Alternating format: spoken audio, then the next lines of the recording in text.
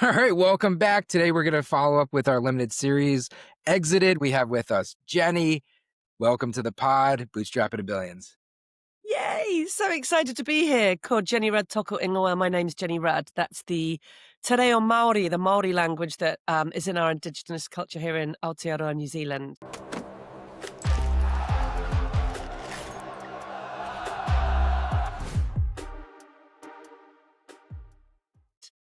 Yes, and you are joining us from New Zealand right now, which we super appreciate. You're going to be the first one on the pod from outside of the continental United States.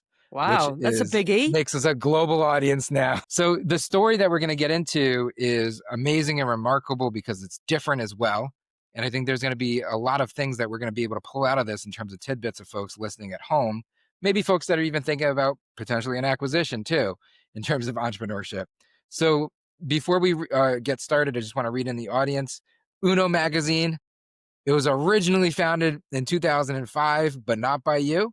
It was acquired by you in 2015, and then you went on and you exited it in 2021? Correct. For mid six figures. And there's a story in between. There's a lot of live lessons learned, and we're going to jump right into it. And I think the place to start is typically I like to ask folks, where did the idea come from and how did we identify the market? But in this situation, it's the acquisition and the story behind that, which is super unique.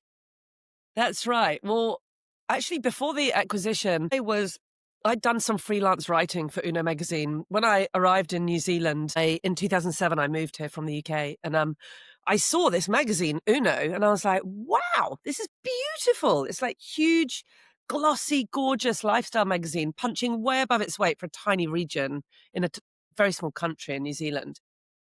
And I was like, that's so cool. I eventually started writing for it. By the way, when I got here, I also wasn't a writer. I used to be a trader in the city in London. And I got here, had a small child, and was like, God, what am I going to do? And so I'd sort of wrote for this magazine. And then I stayed in contact with the owner, Andy Martin, who'd started it. And then in 2015, my husband and I, Matt, we'd come out of a friend's dad's funeral. We walked down the road, and Andy had emailed me about something else. And in it, he said, hey, look, I think I want to sell Uno magazine. Him and his dad had started it. His dad had passed away a few years earlier. He just lost all interest with it. So it was like really feeling that you could see the magazine was feeling that. And it was sort of starting to get on its last legs. And I turned around to my husband, Matt, and went, oh my God, let's buy Uno magazine. And Matt's like, okay. So we kind of like literally jumped in the car, drove down to a kind of local cafe, met Andy for a drink, talked about it. And a couple of months later, it was ours. So it was, it was really exciting. I mean, one of the great things was I literally knew nothing about business. So I didn't understand when Andy was saying, yeah, I've told my sales team if they don't pick up their sales, I'm going to close the business. I didn't understand what he was saying is, this is about to fail. I didn't understand what that meant. I was just like, wow, what an opportunity. How did you handle that? So first and foremost, that's pretty cool because you were a writer inside of it. So I didn't realize that. So you had connectivity to the magazine before you acquired it. Yeah. And that's not always the case. So a lot of folks in ETA, like it's a deal in which they find it's somewhere randomly on the market. There's no real direct connectivity, but you had it. And then there's a relationship, and that relationship opened the door to be able to actually make the decision. And it was a semi-risky decision, it sounded like. How did you de-risk it? Well, yeah, I did have a connection to it, but funnly enough, I'll tell you a quick story about that too. I was very green to sort of working in this environment, and so I pitched Andy for about a year to write in his mag. I'd sent so many terrible pitches. I didn't know anything about writing articles for magazine. I was learning as I went. He was like, no. And eventually I got in the magazine. I managed to find one thing, got in it, and I wrote for it for a short while. And then I went and interviewed a lady for an article who I didn't understand was paying to be in the magazine. That was part of the business model there, is that they had paid articles. And I turned up. I had small children at the time. I turned up with a bit of child sick on my T-shirt. I did the interview in 20 minutes. And then I got what I needed, and I wrote a really good interview, but I got fired from my job as freelancer. They just never booked me again because the woman who I interviewed, she had such a terrible experience. She was like, this sloppy woman turned up with child sick on her t-shirt, talked to me for 20 minutes. It wasn't a good experience. So they said, "You're never writing for us again." And I was like, oh my God, I'd only just got in here. And so I didn't get to write to them. I didn't get to write for them for another year. And then I was talking to Andy. This conversation came about. And we ended up buying it, which is obviously quite cool because I got to buy the thing that I got fired. All right, we're going to take a quick pause from the pod and talk about the new year. It's quickly upon us. It's about to be 2026, and it's a perfect time for you to pause in your business and reflect and assess. And to help you do so, we created a free assessment on bootstrapper.ai for you to be able to quickly come in and identify the risk that could potentially kill your business and then remove it before it does. The assessment is 100% free. It flows you right into the bootstrapper.ai platform. It is what we do best. It's the ability to build equity in your business, which is the ability to make a more valuable business, a business that allows you to build equity, unlock capital, so you can go on and exit with ownership. And we want to help you do so. Click and visit bootstrapper.ai, get your assessment. And on the back side of it, if there's a way that we can help, we want to, you can actually book a call with a member of a long-term equity management team.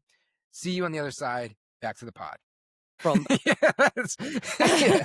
it's quite unusual, but so what happened was Matt and I sat and talked to him, and Matt, my husband, is super smart and actually did know a little bit about business beforehand. He'd done some exporting of some peanuts from UK to New Zealand when he was younger, and he had a good, clear What was idea of that? some other Yeah. things. Yeah, it was cool. And his dad, Andy, was a great entrepreneur as well. He was head of New Zealand beef and lamb in New Zealand, which obviously huge industry, lamb in New Zealand. So what Matt had this great idea of, first of all, was that when we managed to acquire it, he said, there are 4 issues of Uno a year because quarterly. So Matt said, instead of us buying it at the end of one issue, let's give Andy the costs of producing this issue. Let's buy it mid-issue. It's messier, but it means that we will get the learning of how they run an issue. And it was quite messy to do it because we had to kind of ascertain, well, what's your expenditure? And the way that Andy had been running the business was a bit more like lots of people run small businesses. It was part of his life. There was a bit more chaos in it. So it was harder to kind of work out what the costs were, but we did do that. And it made a massive difference to us because we got to see the people inside the business, how they were working, the designer, how that worked. Bearing in mind, we knew nothing about how this worked. So that was really smart. We bought it halfway through. We got to That see is what super happened. smart. That is Yeah. extremely smart. So you're I was doing the quite blocking and against tackling it. of the integration by saying, Yeah. hey, we'll come in and we'll assume the cost of this issue and we'll help And we'll put take this the issue out. profit. And we'll Yeah, take he was the like, profit. we'll take the profit. We'll just give you the costs of what you've paid so far and we'll take the profit, which also was sort of a bit like this because, we, again, had no idea. He was selling it to us because it was going under. There's not a lot of profit, so... But it was really useful. I was quite against it because I'm a neat, tidy, ordered systems person. So I could hear chaos in it. But Matt's really comfortable in that he's comfortable in a level of chaos. And that was really helpful for us because we got to observe at the difficult end of each issue. For the first 2 months of a 3-month issue, it's pretty laid back. For the last 2 weeks of a 3-month issue, it's pretty hectic because you're getting it to print. And that was the bit that we walked into. So it was really good. So that was the first thing that Matt... No, I can appreciate that small tidbit that I don't actually share. I don't know if I ever actually have publicly, but I used to own a magazine myself. And so I know what you're saying, and I My can God, definitely you know relate so to it. much about this then. So I can definitely relate to it a ton, especially towards the end there when you're pushing to publish. The thing that's interesting here is this is almost going to be a two-sided of the table, both sides of the table conversation. We start with acquisition. We're going to get it to exit. And it's a unique conversation because we get to see both, whereas other conversations are to the exit. Typically, a lot of deals fall apart that we see on integration. And Right. integration being post-acquisition, you take it over and you figure out a way to make it successful and be immediately a part of it, which is super cool. There was a lot of chaos going on. You're a detailed or organized individual. How quickly did you kind of start to streamline the business once you took it over? Yeah. So I'll just go back to I'll come to that, but I'll just go back to the structure and with the financial structure that we bought it as well, because this was really instrumental in how we sold it as well. It gave us great lessons. the previous owner wanted a lump sum of money to buy the magazine. And we looked at it and we were like, well, first of all, we don't have access to that money. Neither Matt and I had any money at the time. We'd both come out of couple of difficult situations. We had nothing. And so we were like, look, we're not going to give you this big lump sum. But what we did, and this was again all down to my husband, Matt, who's so smart around this stuff. So we said, look, we'll split it up. And I think we borrowed 10 grand off my dad and we just gave that over straight away. And then we said, we'll give you another 10 grand straight after publication, this first publication. And then what we did was we gave him a small payment after each issue was published for 3 years. And so that massively de-risked it, because we had income 4 times a year after each publication. Because the way it works in magazines, as you probably know, is you go out, you spend all the money on writers, photographers, designers, and then you sign up advertisers. That's about 95, 98% of your revenue comes from the advertising within the magazine, not the cover price.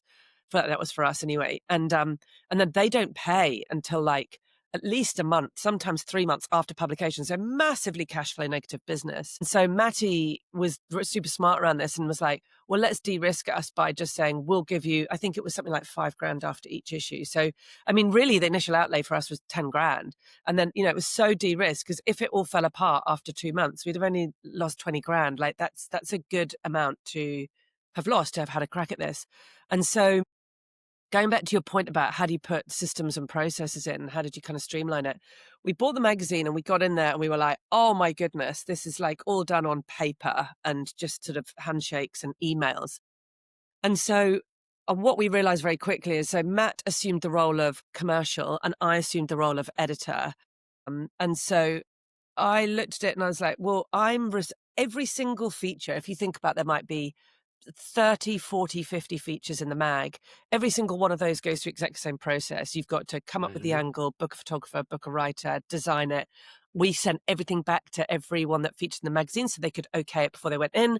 Because we live in a small town, we figured that if everybody read what was going to be printed about them, then everybody gets a good experience when it's printed.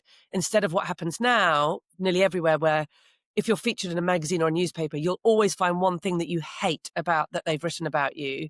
And that colors your whole feeling of you featuring that mag. Whereas if we gave the people the opportunity to correct it beforehand, we knew they'd have a good experience. So we built amazing customer service and relationships through that, which enabled us to raise our prices and keep our brand really high. So that's what we did. And we got in there. I was like, my God, I'm holding the process for 50 of these in one go. So Matt went away and did loads of research on CRMs. And at the time, and then he kept coming back and go, what about this one? What about this one? And then one day he came in and goes, oh, I've found this new one called Monday.com. And so over the period of a weekend, I kind of figured out Monday, went and sat in the office and got our entire magazine, structured it onto Monday.com. And then like literally on Monday, when I came out, I was like, I've now got another 60% of my brain. And I was like, wow, this is unreal. So we streamlined that. And then what that meant was suddenly our business looked quite different. Love it. We're going to have to reach out to Monday to get them to sponsor this pod. I know. Yeah. So I love that because a couple of things that you pulled in is getting the customer involved and increasing the enjoyment of the experience, which then translated to higher prices and more profit, which is awesome. But you only did that because you streamlined your process in the first place. Partly, yes. The other thing that we noticed when we got into it was, because when we bought it, like he just wouldn't give us any financials. We didn't have anything. Everybody was saying, well, we only told about 3 or 4 people because he didn't want us to talk to anyone about it. Because I don't know how much your listeners know about this, but when you're buying a business or when you're selling your business, it's sort of shrouded in secrecy because, when I think about it at the other end, when we came to sell it, we found a buyer, but you can't tell anyone in your business and you can't tell your customers that you're looking to sell your business because a lot of them are reliant on you, like you're part of it, like the owner's often part of it and part of that picture. And even if you've made an effort like we had to remove ourselves from that and make sure that it was like a turnkey operation so someone else could take it. Yeah, we call it you don't building want an ownable business. Yeah. Yeah, exactly. We recognized that there was like a couple of pillars that meant that we would be able to get out of the business. And one of them was that we had to extricate ourselves and make it so that when someone came in, they could just literally log in and have all of the processes there. The other thing, I lost my train of thought there. The other thing was, oh yeah, you can't tell anyone in Yeah. your business that you're selling it. You want your staff to be happy. You want everything to be trucking along normally. You don't want your bottom line to be affected because it will affect the sale price. So there's this like tension that you're trying to be honest, but you have to hide things. That was very uncomfortable. I found that very difficult. But what we'd noticed when we were buying the business is that he didn't give us any like financials or anything. And one day he just gave us like one piece of paper that was a printout of Zero, I think same as your MYOB, which basically said, here's all my invoices for the last issue. So Matt and I sat in bed one morning on a Saturday morning. We opened up the magazine and we just got a pen and we just tried to match up every line on the invoice piece of paper that he sent us with what was in the magazine so that we could try and figure out what's the revenue in the magazine, where are the opportunities, how's he making money, what's happening. And we learned so much about just doing that in that one thing. And in the end, we kind of went, look, he's not going to give us anything. 3 or 4 people were saying to us, don't buy it. It's a failing industry and a sunset magazine. Like, you're insane. Why would you buy it? Me and Matt had huge vision for it. I really loved it. And I knew that when I arrived in New Zealand and I loved it, everybody else would feel like that. It was like this real brand that everybody locally, oh, I love Uno magazine. It's so cool. I'd love to be in there. Had such strong brands that we knew that there was opportunity there. What did you do over the course of the 6 years that you took possession and then built it up to get to the exit? So like, what are those things in the vision that you executed on that Yeah. ultimately brought it to that exit? So the first thing that we did is we got this like amazingly talented magazine designer who was way above our station to come in. How did you do that? This is actually one of my core skills is I do this all the time in my own business, and your listeners should do this all the time.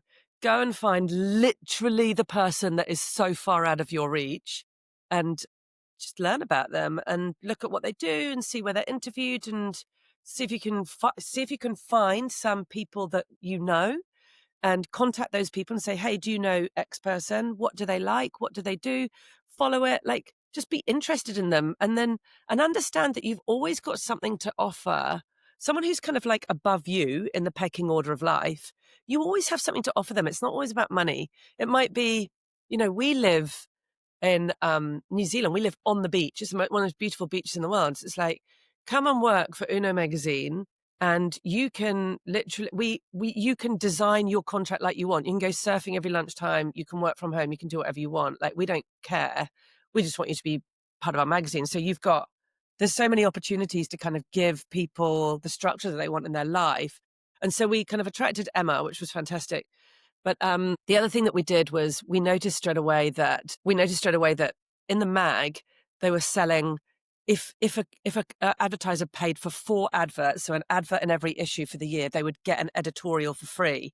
But when we were talking to people, we could hear that a lot of them didn't want the adverts. Some of them wanted editorials. So we were like, why are we making people to pay for things that they don't want in order to give them for free the thing that they do want?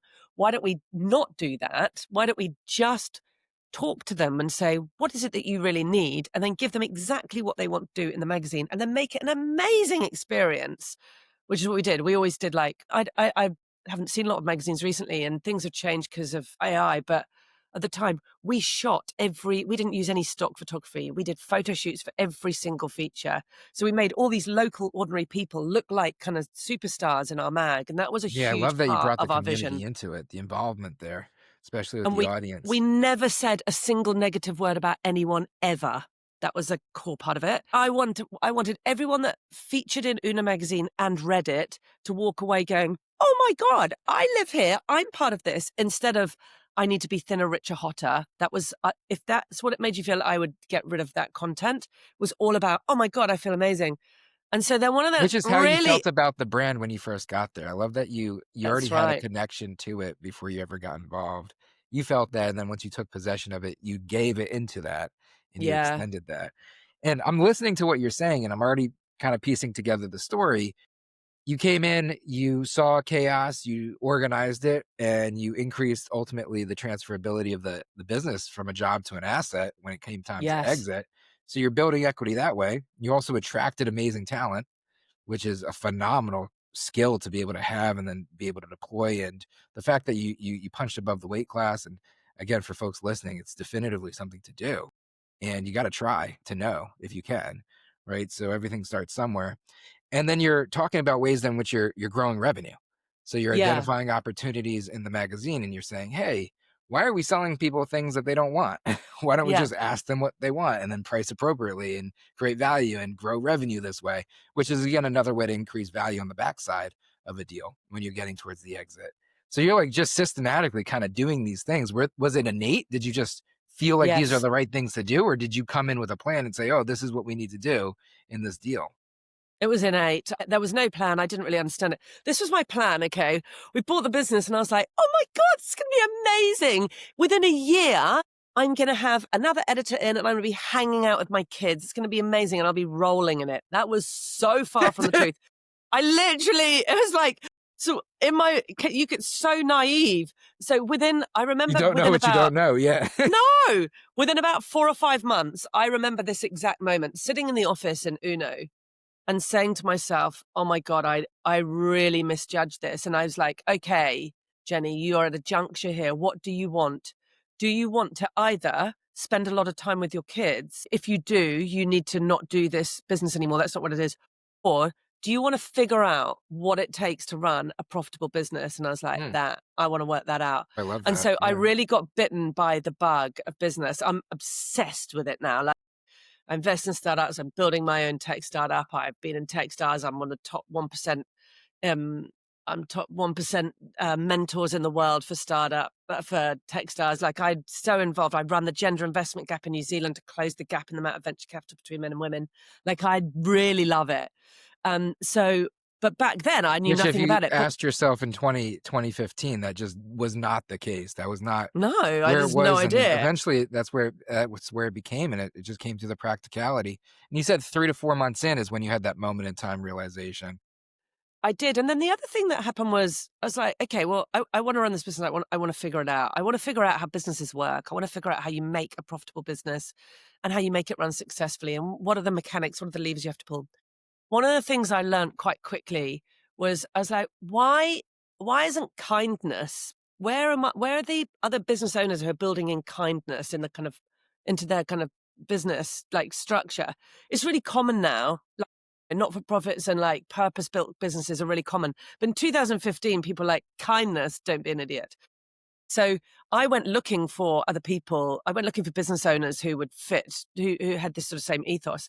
And I found this group of people called SheEO. They were a group of women that were investing in women-led businesses. And through that, I met Dame Teresa Gattung, who in New Zealand is like the head girl of business in the whole of the country. She's phenomenal. She ran Telecom, which is our biggest publicly listed company in 1999. She led the biggest they kind of pretty much bootstrapped like one of the biggest startup success. They got to 100 million revenue like really quickly. This is quite a few years ago, so it's more common now. But anyway, I met her and I was talking to her and she said, I'm doing this thing called SheEO and where we support women-led busineses. And through her, that I kind of got involved there. It was great brand. Yeah, it was run by a lady called Vicky Saunders in Canada.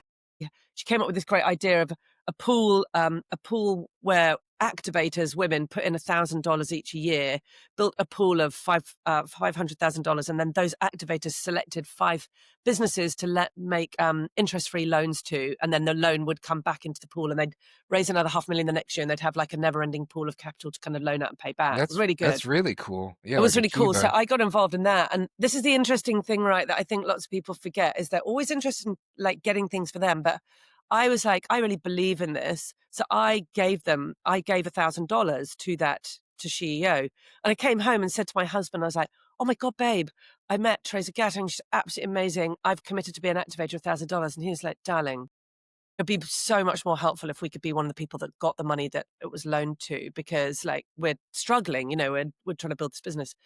Didn't think much of it. But anyway, I put the money in. And do you know where that took me? It was unreal. Within a year, Teresa asked me to MC the big gala event for SheEO. Met Vicky Saunders, who founded the whole of SheEO. She'd flown over from Canada to come. And then I took Uno, they asked me to MC the gala. So I took my Uno magazine up to show Vicky and she was like, oh my God, like we should, and I was telling her how passionate I was about Uno. She's like, we should do a magazine for SheEO. So then me and Matt went away, came up with this whole business model and structure and this vision for SheEO magazine globally. And I remember pitching the dummy to Vicky and Vicky was in the UK, and Emma, our designer. So this is why it's so good to get talented people, because when we're in this suddenly amazing opportunity to launch this global magazine, Rise you've to got the the right top. talent who can help you to deliver it, right? Otherwise, we couldn't have done it. And so I'd come up with I'm sure you structured could have. It magazine. just would have been harder. Would have been harder and it would have been shitter. And so we had this like dummy magazine of about 40 pages. And I had this meeting with Vicky. I was so nervous. Got on at like 6 o'clock in the morning. She opened up her laptop. And just before the call, I turned around to Matty and I was like, oh my God, what am I thinking? This looks terrible. Like, she's going to just be like, you guys are dumb. Like, what is this? Anyway, he's like, darling, don't worry. Just get on and do it. Anyway, got on, opened up my screen, shared the screen. And obviously you can't see the other person. I was scrolling through it and she said, Jenny, just come back on the thing. And I went back on. She goes, this is unreal. This is fantastic. And I was like, oh my God. So did the dummy magazine. They were like, yeah. So we signed a deal with them, went into partnership. And then this is what ended up. Okay. So we launched a magazine. This is from a tiny What year was beachside this? town in New Zealand. This is in, so yeah, that's also relevant. We slid into COVID, which has derailed a few things straight afterwards. But so in 2020, in February 2020, Matty and I flew to Los Angeles and we shot Selma Blair, Hollywood actress Selma Blair, at her house for the cover of our magazine. So usually that's like a big circus dinner. It's in all sorts of like studios, massive cost. But we just did it. Me, Matt, we flew over our photographer from Uno because that felt safe. And I was like, it's cheaper and safer for us to take him out there. We planned it all, got to Selma's house, we shot her on the cover. And then we launched the magazine in March at the SheEO, like this global event with Justin Trudeau, the Canadian Prime Minister, holding our SheEO magazine. And I was just like, yeah, so if I can, as the editor of Uno magazine, if I can go, I'm the editor of this tiny regional magazine and go sideways and go, now I'm hanging out with prime ministers and Hollywood film stars. I'm like, everything's doable. And that like gave us it gave me such, do you know what it did in my head as well? It made me go, you can literally do anything you want. Anything that exists, somebody's done. Well, also, it made me go, I can achieve anything that I want. If I put my mind to it, I can aim really high and I can do it. So it really gave me that confidence to go, none of this is rocket science. It's just work it out. So, which all of that started 4 months in when you had that moment in time question of, did I make a bad decision? And you decided, let me do this. It was more like, it wasn't so much, did I make a bad decision? It's like, what do you want? Like, what do you want to do with the next few years? And, it meant that we did see less of our kids. Yeah, it was like, fold the cards or keep it going. And you decided to go all in. Let's go all in, and it was brilliant. We had such good times. So that was in 2020. And then COVID hit, obviously. And then a couple of other things happened. One of them was that I had a head injury in early 2021. And I was out running on some trails and I banged my head. And that kind of like slowed me down a little bit. But luckily, we'd built these amazing systems in Uno. And also because of SheEO and because of I'd started to get really interested in investing in women-led businesses and I could see this massive opportunity. I was looking around going, does no one else see what I can see? Which is entrepreneurialism isn't gendered. It's just personality traits. So if we're not investing in women-led businesses, that means that there's a massive market opportunity to invest in women-led businesses. And also that means that all of the customers, women, are being ignored because they're not having the people that understand their needs building businesses from them. We need to be, this is such an obvious opportunity. So I was stretching more into that. And then in 2021, I remember walking down the beach with Matty and going, darling, I think that we should sell. I think that we need to sell Uno. And okay, so the idea came from you. So it wasn't somebody coming to you and saying, we want to acquire. It's probably not. No one came to us saying what to acquire. But what had also happened by then is we'd also bought another title. We bought a fishing magazine that someone had approached us and they were like, I'm done with this. I've been doing it for a long time. We saw this fish, and she did a great job. But again, it was like right on its last legs. And we were like, oh, this is a massive opportunity because fishing in New Zealand's like hand in hand. And so we saw this massive opportunity and we bought this title for like nothing, basically. And we were in the process of redesigning it and relaunching it. And in that process, that's when we sort of toyed with the idea of selling it. Matt was really against it because it gave us so many opportunities. We got flown by Bentley to the Gold Coast and stay at the Versace Palazzo and drive Bentleys and Rolls Royces up and down. You get flown all over the place, go on these amazing holidays. We've been to Florida and all these different places on the magazine. So it was, it gives you an incredible life. That second acquisition that came to you, was that a feeling of, do we want to do this again? Like, is that when the idea started seeping in, or was it a rejuvenation of let's do this again? Like, what was that moment in time? Because you sold briefly after. Yeah, we did. We sold not long afterwards. It's a Did it really feel good like a lot question, of pressure Chris. again? Did it feel like almost like you took on a burden and that shifted the mindset? Or because I think for folks Don't listening think at it was home, they're really. at this moment in time sometimes. Yeah, I actually don't think that. I think they were related in a different kind of way. So when we negotiated and bought Fisher magazine in, and then we had to go and find a different designer because our designer was like flat tack, and we found a different designer and started to redesign it.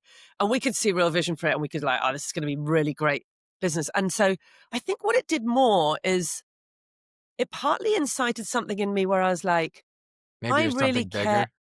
I really care about businesses. I really care about using business to change the world.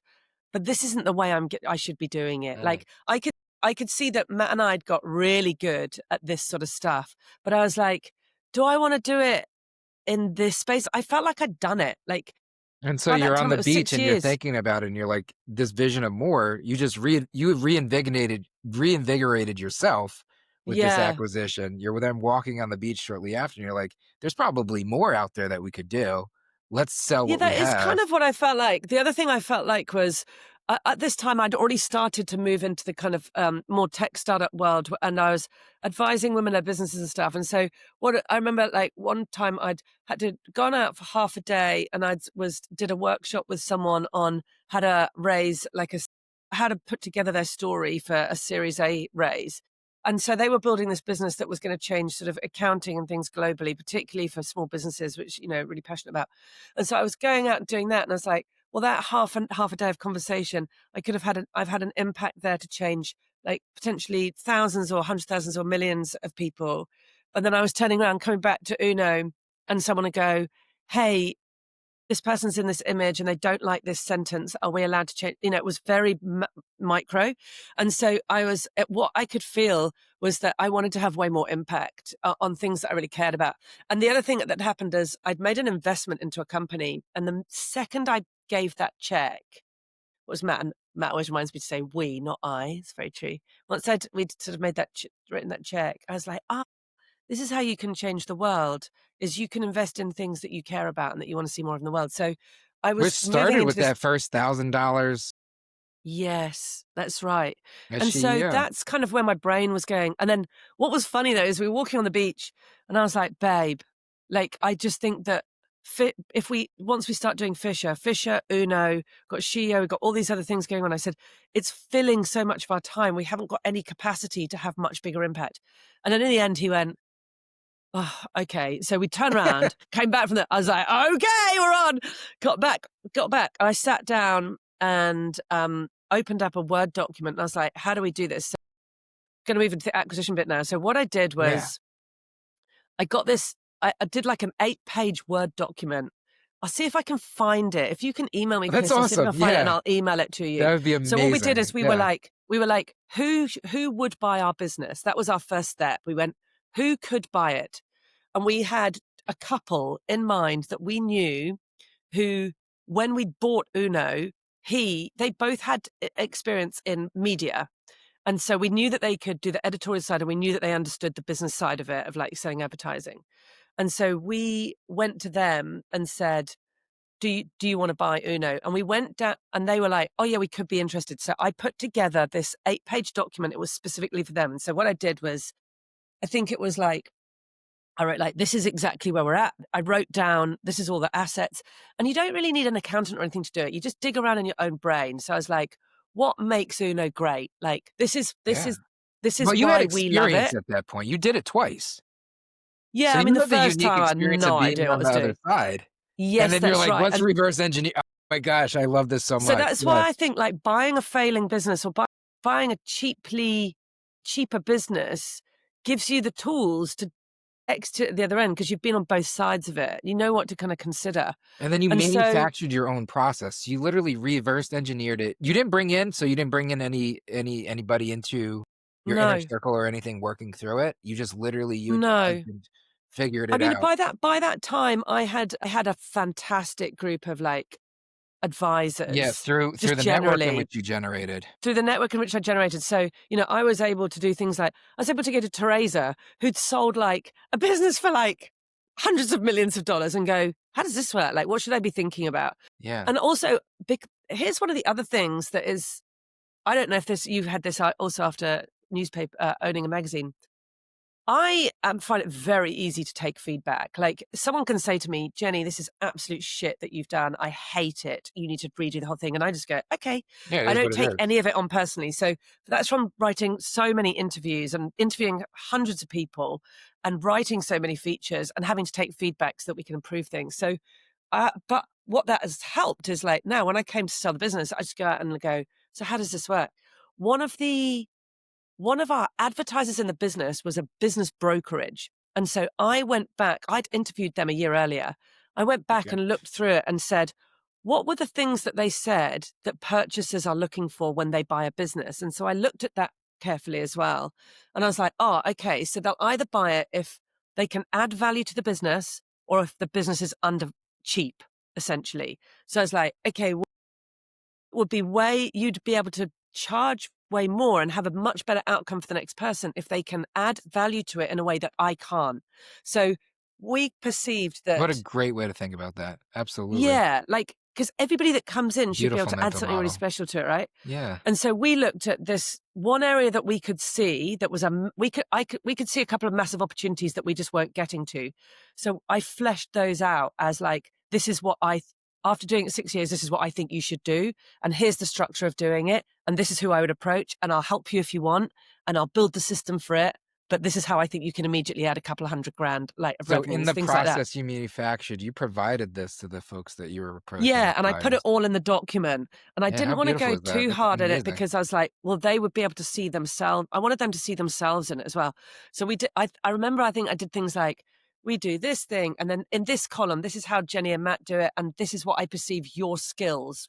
So I like literally wrote down, Matt and Mal, your skill is this, your skill is this, things that I knew about them, and then I was able to go, well, I know that you can add this into my business. So we What kind a of went through that great way to process with them. manufacture a process. What an I'll amazing way have to to see if I can manufacture a find it. I process. have to see if I can find it, find Yes. the document, and then I'll send it to you if I can. And then the And deal there was happened. You found ultimately pitched this, you no, found we some didn't. buyers. No, but they No? didn't buy it. They didn't buy it. So they came back and they were like, "We really want to buy it, but actually, it's not going to work for us. We've actually just bought another business." But I went back to them and said, do you know anyone else that might be able to buy it? And they introduced us to the two women that bought it. And so I went through the same process. I redesigned the document. I mean, I didn't know them, but I knew their two jobs that they'd done. So I had a good understanding of where their skills lay. And so we could lay out for them, this is where your skills could come in. And we did a lot of stuff like, this is where there's untapped potential in the business. This is what you should do. And, when you're selling a business, you want them to be successful. So you want to give them all of your intel. Like, that's Was the this the best first thing time ever. they bought a business on the buy side Yes. was it, so this was Yeah, their they'd never first bought time. You're business. now the experienced one in the room. We're the You're coming with experienced the one, yeah. experience. How quickly did the deal close? What was the process to go from Yeah. interest So what LOI happened was, to close? so here's the process. So I'd written this document. We went and met them. We had a cup of tea. And so what we recognized straight away was they were a good acquirer because there was two of them. They were two separate people. So they had it was like half the Editor cost each. So that, commercial. and they know how to do the thing that they knew how to do the most was make revenue. They had a lot less understanding of the editorial side, but I had, in the last year, I'd hired a deputy editor this is another talent thing. I'd gone to some PR event, watched the woman who organized it, and I was like, this is a fantastic event. Went up to see her at the end and said, tell me a bit about yourself. She said, oh, I've just moved here and I used to be a magazine editor, but there's no work for that around here. I was like, really? That is interesting. Come in and see me.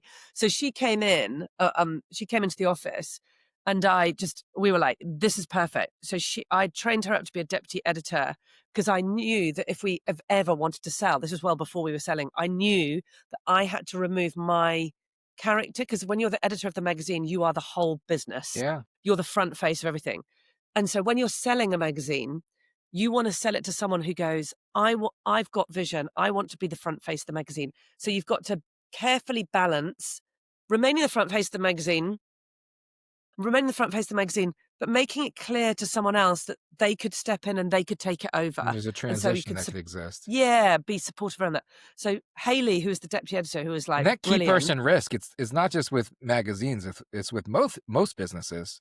And you Yeah. figured out how to navigate that key person risks very It's very successfully, it sounds important in a like. magazine though, because like as the editor, you are you're in fancy clothes and like really smart clothes and things like that, and outselling the dream of the business. Your vision of it is the vision of the business. So you need to kind of hand it over to Yeah. someone who is comfortable with that as well. And So take over that yeah. vision. What was the timeline in terms of close? So Mm. from the process So of interest to then exit. yeah, so I think from memory, what happened was I redid the document. We had maybe had 2 or 3 meetings with them, and then we'd already got our accountant previously to value the business. So the accountant valued our business. We sent that to them. They went to their accountant. Their accountant valued it, and they were like, "I'm sorry, we can't pay your price. This is what we want to pay." And we, oh, okay, that's interesting. Let's have a conversation about that. How And did you so go then about what we valuing? Do you remember? at the time, so our accountant did it, and I think it was just like pretty standard. It was like an multiple of EBITDA. I think it was something like that. And so you kind of start off in that place, right? You've got to find some place to sit, first of all. Like, where's the first stake in the ground? What's the number? So you kind of go to them with one number and go, hey, we'd like to sell you for this one number.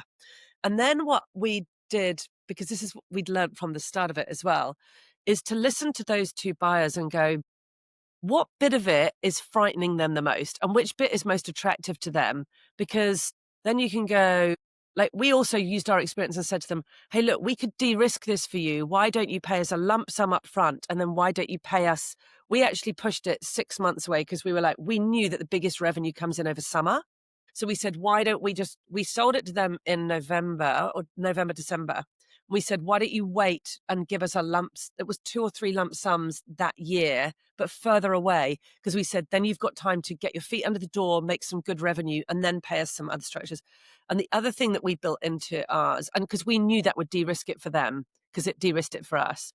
The other thing that we did, which was really successful, was we negotiated 3 years of content of pages in the magazine that Matt and I could utilize, because we had learnt over 6 years how to utilize pages for strategically. So for instance, lots of people that want to advertise in magazines, they would rather give you their product than money. So we had a very strict rule in Uno that we only accepted things that would help the business, not like, oh, we'll have a new sofa or things like that. But then after we sold it, we utilized those pages for 3 years to go. I mean, we've got 5 kids, they're expensive, to go on holiday I with got 3 like skiing myself. for 5 kids. You've got 3. Yeah. So you got to go on holiday. But we also utilized it to start promoting DisputeBuddy.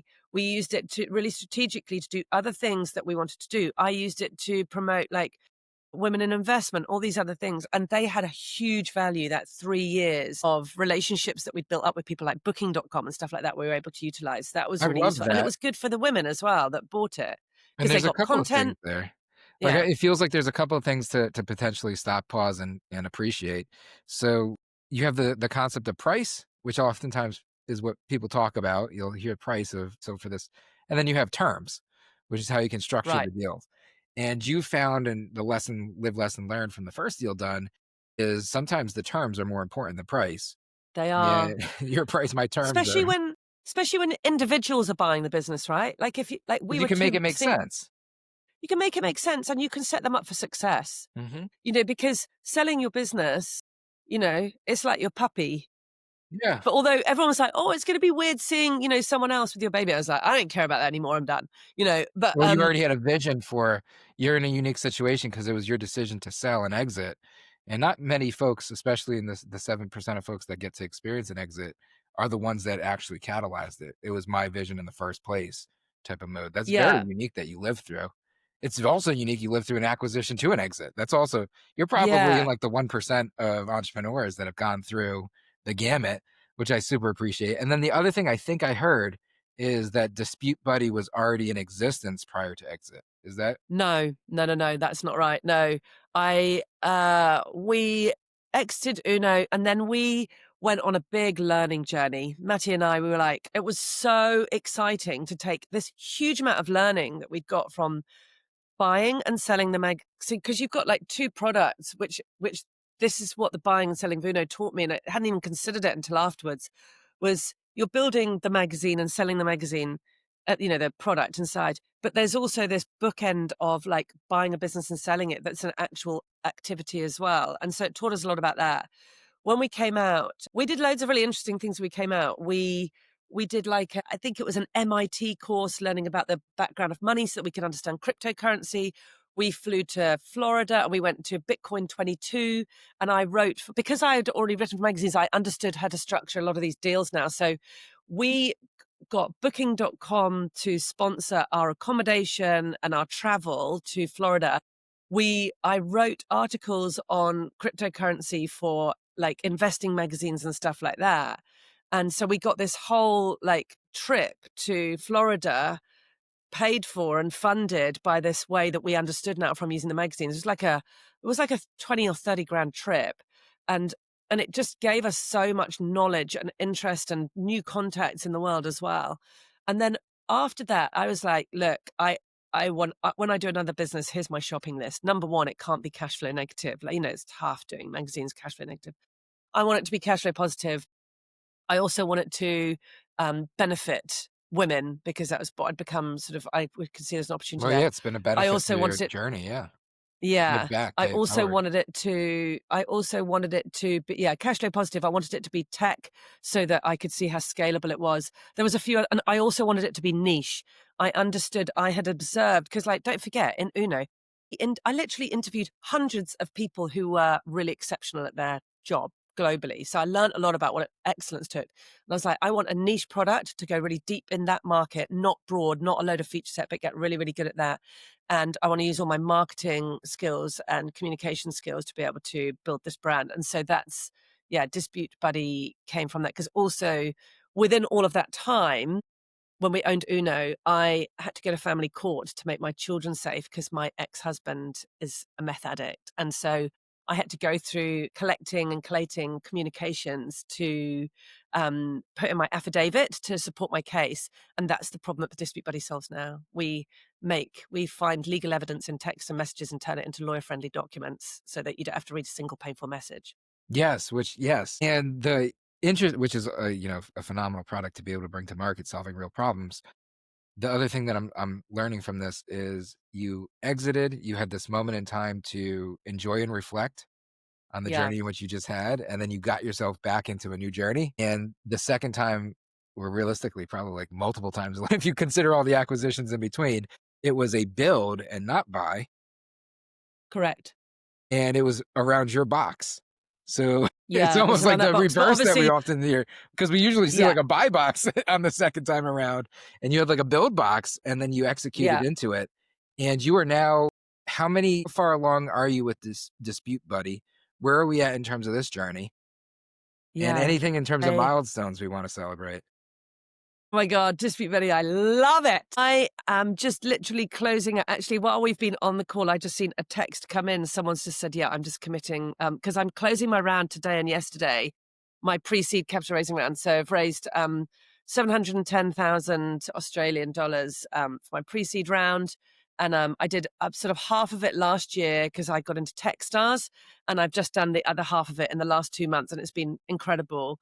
And so that's been Which is unreal. And amazing, and we want to celebrate, yes, even though this is bootstrapping to billions, we definitely celebrate all journeys, but do you and know those that what? raise Like money. Bootstrapping does not equal broke. but there's not, that it's not a V, there are no VCs. The only institutional investor is Techstars. All the rest of them are angels, because this is part of what I've learned about like owning Uno is I want that relationship with someone. I want another person who's putting money into my business to make the money for them. I don't want it to go to, at the moment, like it's less attractive for me to go to institutions. So I'm doing that. And then DisputeBuddy's in market. So we, at the moment, sell direct to consumer, but we will be selling through lawyers. So if you're in the early stages and you're going, oh my gosh, I've come out of this horrific relationship, I know something bad happened there, and I think I need to gather all of my comms for preliminary evidence gathering, go to disputebuddy.co and you just buy the app, download it, and we'll export your texts and WhatsApp from your iPhone at the moment only to a lawyer-friendly document. So that's been a whole other journey as well.